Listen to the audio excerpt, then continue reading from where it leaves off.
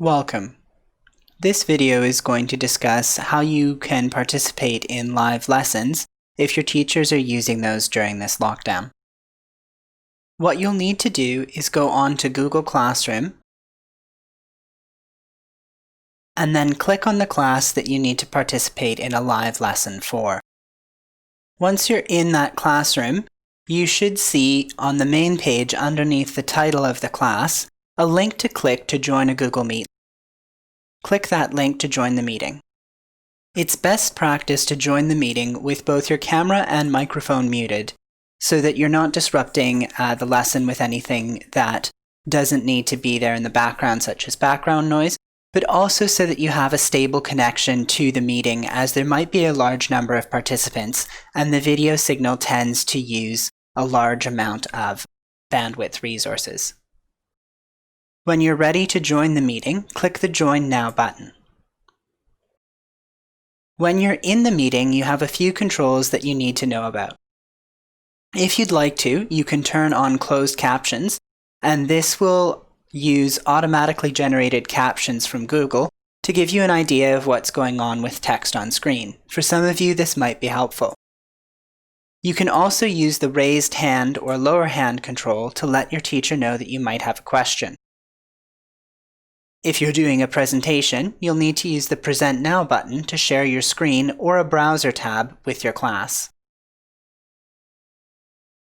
You're able to see the people that are in the call, and you're also able to use the chat function to send messages or ask questions.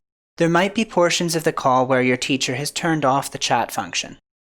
If this is the case, then you'll see a message that chat isn't available at this time. If you need to participate in the meeting, then you can click the button to unmute your microphone and you'll be able to speak with the people on your call. And then when you're done, click the button to mute your microphone again so that background noise doesn't disturb your lesson. In most of your lessons, your teacher will be presenting something on screen. If you want to see that item full screen, you can click the Pin to Screen button in order to see that full screen. You may also choose to full screen your entire window so that you have a more detailed view of the presentation. If you want to return to the normal view, you can click Unpin, and then that will return to the view that shows you the participants in the call. You have a number of different layouts that you can choose, and you might want to switch between them depending on what's going on in the call. To do that, click the three dots at the bottom right-hand corner of the screen, and then click on Change Layout. Here you'll be able to switch between a few different layouts. The auto layout does a fairly good job of switching between whoever's speaking, and for most meetings this may cover it. If everyone's going to be speaking or participating in a discussion, then you'll want to use the tiled layout.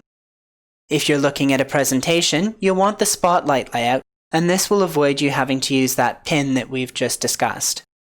You may also choose to use the sidebar, which should put the presentation in the main screen and the other participants in the call down the far side. At the end of the meeting, you'll need to click the red button in the center to remove yourself from the call.